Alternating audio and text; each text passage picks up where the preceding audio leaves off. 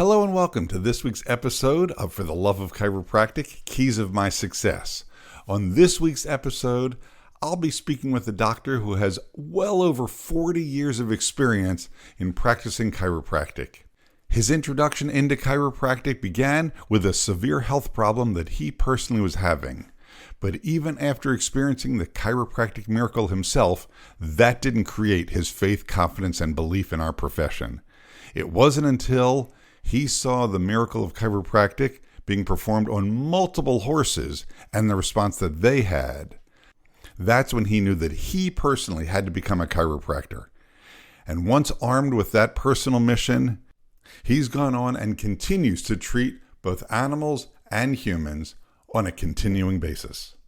I hope you enjoyed this interview with Dr. Randy Baze. Hello and welcome to Secrets of My Success, part of For the Love of Chiropractic podcast series. On each episode, I'll be interviewing one highly successful doctor or business person, asking them what are their 3 keys of success or secrets they've used to make themselves so highly successful. So let's get started with today's show. I recently had the opportunity to catch up with Dr. Randy Baze by phone. Randy, are you there? Yes, I am. It's good to talk to you this evening. I'm glad we could both make the time to make this work and happen. Absolutely. So, I know you had told me previously, but remind me, how many years have you been in practice?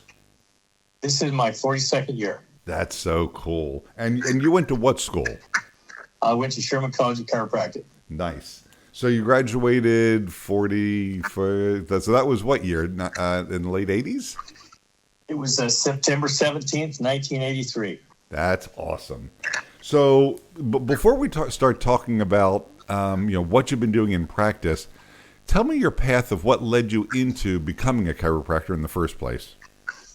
Well, I grew up in a horse racing family, and there's 6 kids. I had 5 siblings. There's 5 boys and 1 girl. And we all basically worked with my dad with training the horses since we were little. I went to work when I was 6 years old. And as we got older, each of us, my dad taught us all how to gallop the horses, and we basically did everything. And as time went on, it was obvious I was going to be too big to be a jockey, which all little kids want to do on the racetrack. So I grew to be over about 6 feet, 1.5 inches tall. All my brothers are 5'6", 5'7". They went on to become jockeys, and I basically became the exercise rider for the family. So galloping horses through my teenage years, I had the occasion to fall off on my head a few times when I was fooling around being a teenager, and always landed on my head. From the age of 14 to 19, my health started slipping away. And so I wound up going to different doctors for different things, and no one could ever really figure out what was wrong with me. And they always just wanted to give you drugs and, make you guess at whatever's going on, but no one really helped me. Sure. And so I went to the University of Washington for college, and I was on the rowing team. And I found out I'm training 4 hours a day, just real extensive exercise. It was like it was revving the engine, and everything I felt better. And nothing, all my stuff just kind of went away till the end of the year when the season ended and the end of school was over, and I was going back to the racetrack to work for my dad.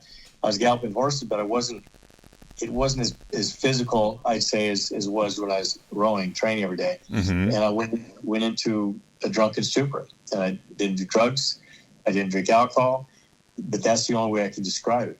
And I had big blind spots in my eyes and ringing in the ears. I was nauseous all the time, lethargic. I couldn't sleep at night, just toss and turn. I was just miserable.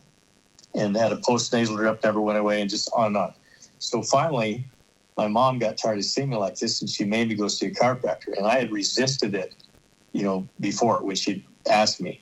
And mainly because I'd just been fed so much nonsense from our family medical doctors. Because I'd ask them, and they'd always say, no, don't go to a chiropractor.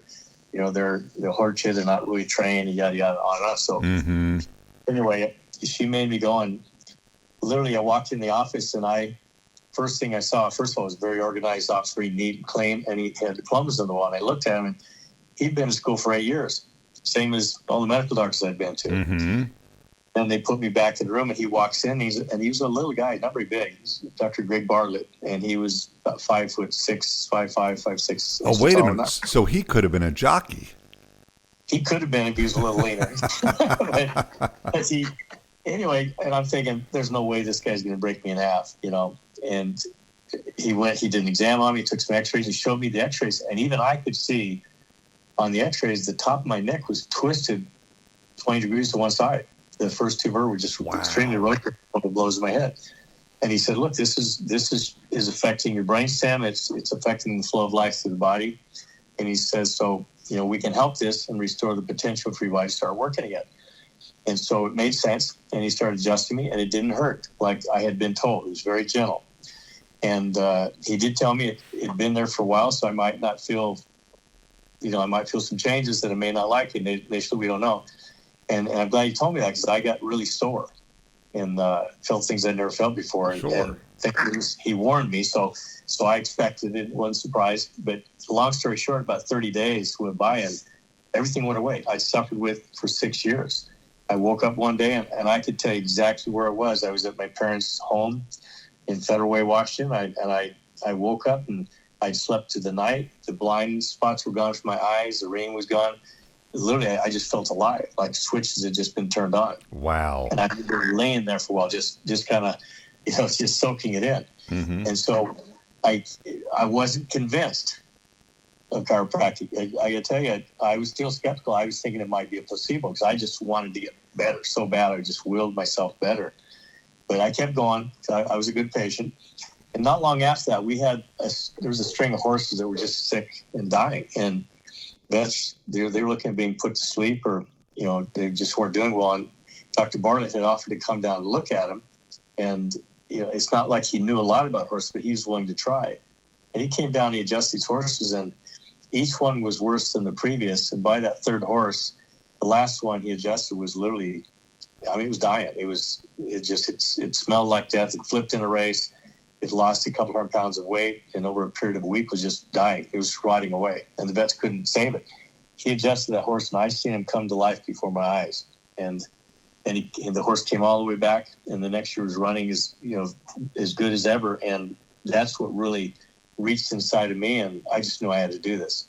Wow. And so at the time, I'd asked him what schools to go to, and I just basically changed my curriculum at the University of Washington, started getting what I needed to go for prerequisites. And he told me that about the two life colleges and Sherman College, and so I looked into them, and I really didn't want to go to Palmer, or they mentioned Palmer and Life at the time. There's this Life East, and Palmer, middle of Davenport in the prairie. They told me it was really cold in the winter, kind of hot in the summer, and just didn't sound like a real appealing place. And then and Life, of course, down in Atlanta. And I was a country boy, so I just didn't really want to go to another big city. And then they told me, I looked in Sherman College. They said it was in a little town overlooking Blue Ridge Mountains, and that just appealed to me. As it turns out, it was the best decision of my life to go there. When I got there, and they just started teaching you philosophy of chiropractic and the principles of chiropractic from day one. Mm-hmm. And literally, I felt like I couldn't get enough. I was a straight A student there. I just, school was easy because I was just so into it. And the cool thing is at that time, that was the only college in the world that had an elective in animal adjusting. Mm-hmm. And I was one of a few farm boys that took the class. And I figured, I wanted to come out and go to work and work for the chiropractor who saved my life, because I realized he'd saved my life at that time. And I wanted to work with my dad's horses. And so when I graduated, that's what I did. I came home, went to work for Dr. Bartlett. And within just no time at all, I'm seeing 125 people a week. And I was going down to the racetrack on my off days and checking my dad's horses. And right away, the other trainers and the vets, they saw me, what I was doing. They started asking me to check other horses. And within 2 months, I'm seeing, like say, 125 people at Dr. Bartlett's office, and I'm seeing 100 horses a week at the racetrack. I had to get a special license to get on the grounds, because they only let vets and horseshoers drive vehicles on the grounds. And so I had to get a special license. They give it to me as a chiropractor to come on the backside and work on horses. That's wild. So that's where got me started. Yeah, I just hit the ground running. All right. So you're in practice. I understand you associated when you first started, and then I'm guessing at some point you separated away from Dr. Bartlett. Yep, I did. I finished. I did a 2-year associateship with him, and which was just wonderful. And then I was down at the racetrack so much, and the Federal Way was probably about 20 minutes away from the racetrack. Well, at the time I finished my associateship, they had just built a brand new building about a mile from the racetrack, and so I happened to stop in one day and look at it, and everything just fell together, and I basically got a lease and opened a practice there, and I was there for 20 years. Wow. Okay. So tell me about the practice, because I already understand your practice is a very unique practice, but tell me more about that, about your the number of patient visits per week compared to the number of animal visits per week. What does that look like? What happened was, it's probably bizarre. I mean, the horses were pretty easy. I just grew up with them, so everybody knew my family, and they knew that I wasn't just some quack running around working them, and they got to see the results. And so I did a lot of horse, but after when I opened my office to the racetrack, they started bringing me paralyzed dogs, and they'd bring these dogs that looked like they were about dead, and the vet said they got to put them to sleep, and I'd adjust them. They started walking, like 3-4 visits. They started walking. So next thing you know, and this was like 4 dogs in a row that this happened to, this week after week. And then a gentleman brought in a dog with a paralyzed front leg, and I adjusted it, and that thing immediately came out of it. And next thing I know, I show up at my office, and there's a King 5 TV news channel van parked by my truck, and a Seattle Times Post-Intelligencer, which is the big newspaper out here, and they're waiting for me. And so I walk in, and you know how that is. I'm thinking, okay, this could go either way. It could be 2020. They can spin it whatever they want. Right. But they did the story, and I said, look, I'm just doing this, taking care of these dogs as a courtesy of my patients. And next thing you know, the next day, the show hit. They put it on the news, and the next day the phone rang off the hooks all day long. And we had 25 paralyzed dogs come in from all over the state of Washington. And every one of them walked after they got a handful of adjustments. And so From there, it just kept growing. 35, 45, it got to about 100 dogs a week, which we still to this day see around 100 dogs a week. And on top of that, I'm seeing hundreds of people a week. The most people I ever seen was around 425, but I'm pretty comfortable around a few hundred people a week, plus the animals. So it's I guess it's a 1 to 4 ratio. 25% of my practice is animals, and the amazing thing is they heal 10 times faster than people. So you get to see the evidence and the proof of chiropractic in very short periods of time. I just we're basically force providers, and so I find the subluxations, adjust them, and then watch what happens. And the funny thing is, I've learned over the years, they bring me animals that I thought there's just no way, not this one. This one's too bad. Mm-hmm. But they just surprise you and they come back. And I can honestly tell you, in 4 years of doing this, I could count the paralyzed animals they brought to me that didn't walk again on my hands. Because they just all do. Wow. And it's a regular occurrence. And everyone has the same story. They come in, they're carrying the dogs in, their hind legs aren't working, or they're totally paralyzed. And they say, look, the vets, they say you got to put the dog down. They want to do surgery. Could be $15,000, $17,000. They don't know if it'll work or not. And so they bring them to me, and we adjust them a handful of times, and they start walking again. And it's just amazing to watch. So I learned a long time ago, we don't know really what's going to happen. All we can do is give them a chance to wait and see. And we're pleasantly surprised. Same thing with people. People come with all kinds of complaints, and our job is to treat anything. But if we can restore that life potential in the body flowing through the nerve system, then we get to watch what the body can do. And it's just astounding sometimes. Oh, yeah. And it knows what to do. Again, just remove the interference. That's it. That's totally it. And so we have just such a simple job. We have a pretty straightforward objective. Find the subluxation, analyze it, correct it, and then stand back and let the body do what it can do. Mm-hmm. Exactly. I so love your story. The first time that you and I chatted on the phone, I was just totally enamored with your frankly your skepticism, how a chiropractor saved your life, and you still didn't quite believe in it. And then a 1 horse no, 2 horse no, okay, 3 horses, yeah, maybe there's something here. I so love that, and that so speaks to your curiosity and your dedication and your passion. So I've got to ask you the next question that I promised I would, frankly. Start to tell me about your 3 keys of success, because you've been so successful in practice. What are those 3 keys? Well, I think number 1 is just showing up. I learned a long time ago. I had a good friend of mine down the racetrack who was a horseshoer, and he was the most successful horseshoer on the track. And we were talking one day, and he said, the one thing that makes people successful, he says, just showing up. He says, so many people, they just don't show up. They just, one day they don't feel like working, they just don't show up, or they're late, or they're not on time. And he said, that's always stuck with me. And I think that's a big deal. Just showing up and being present, and not just showing up, but, being on time, being punctual and respecting your patient's time, but showing up to work. And when you're with the patient, show up for them. I think, being present and literally blocking everything else out, because with all this going on in the world today, it's easy to have your mind kind of drift around. But when you're with the patient, you have to be there. You have to show up and be present with them and give 100% yourself. At that moment, they're the center of your universe. And I think they feel that. Oh, absolutely.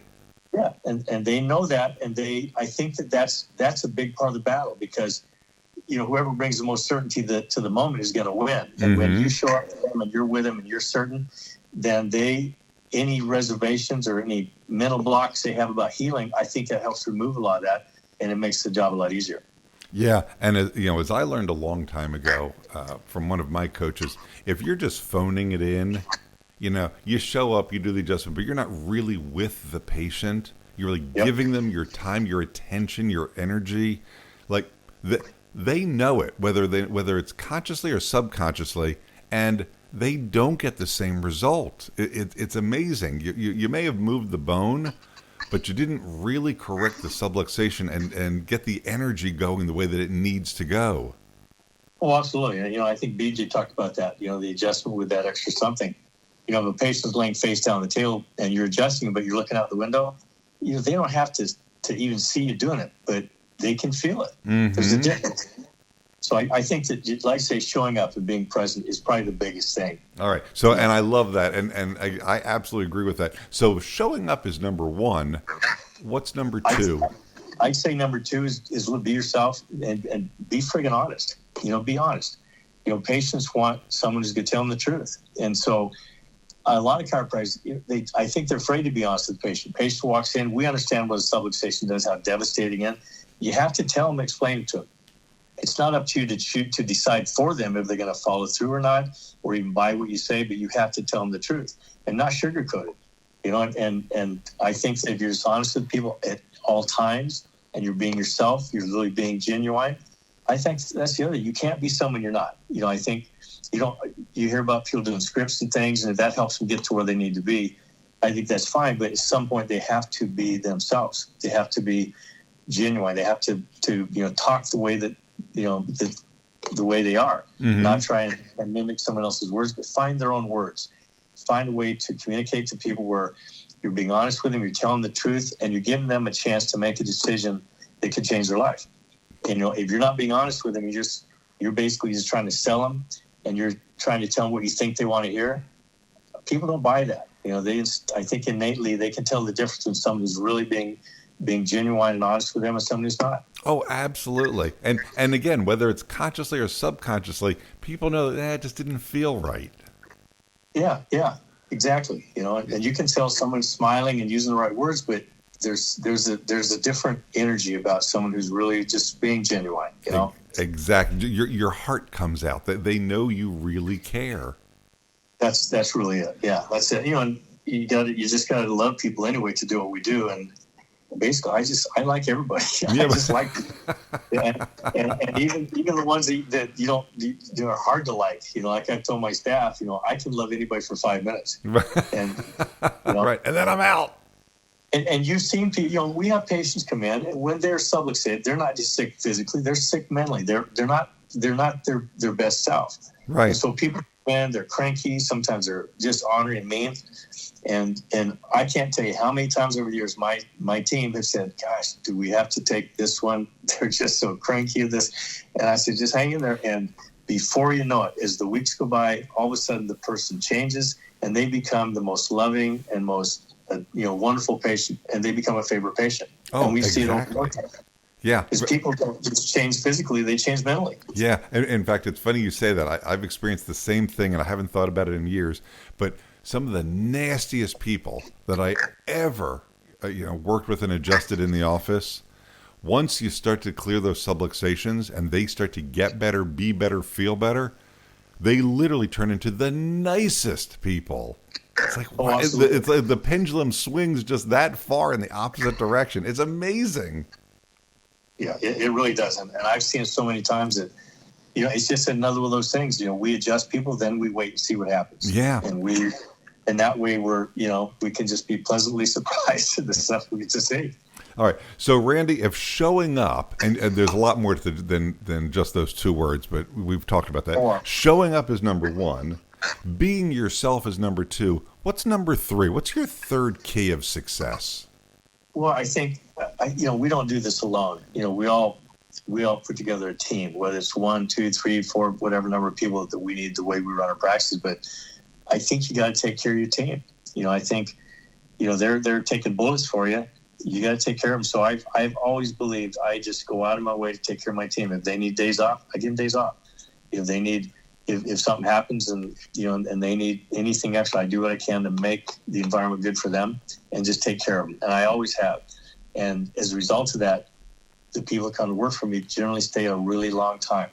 And it's basically just the golden rule. You treat people the way you want to be treated. Mm-hmm. And I think if you treat people well, then that just creates a great relationship both ways. And with a good team, you can climb mountains. It's really hard to do it all by yourself. You can be an island to a point, but you really, when you have to take care of your team, I think it helps you serve a lot more people, a lot better.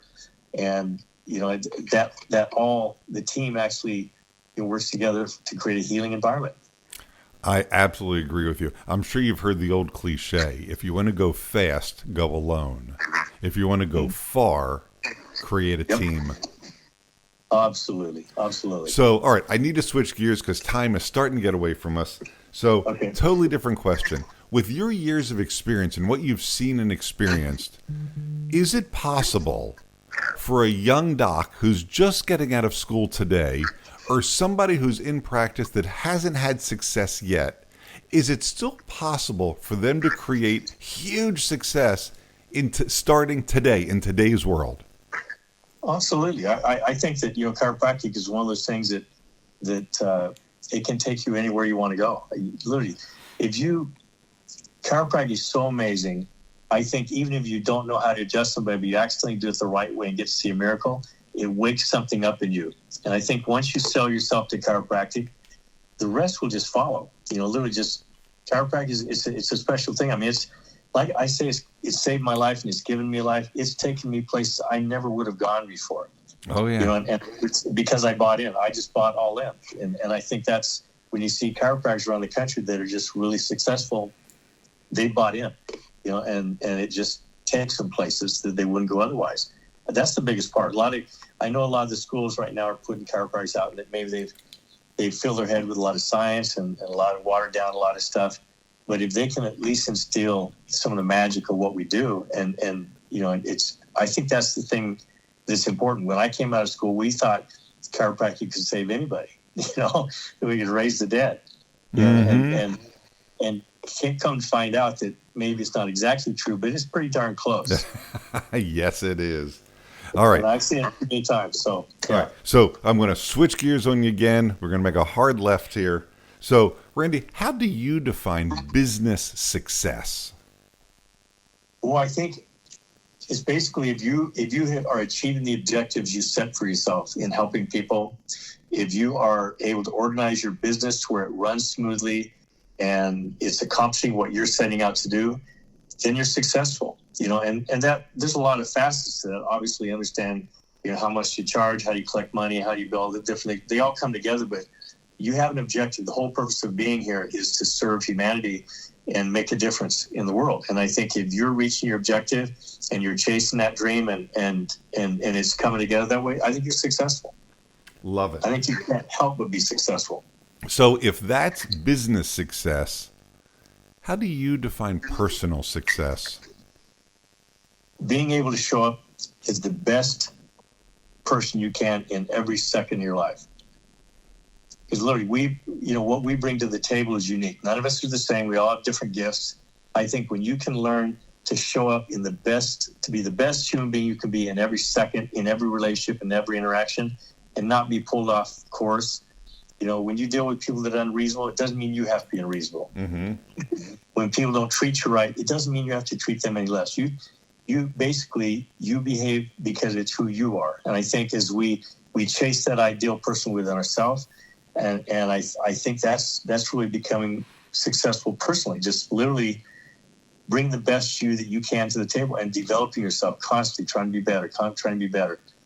That's success. Yeah. And your world changes with that. Yeah. I love that. I mean, Randy, your words, your feeling, your persona, it just comes through. I mean, even through the phone.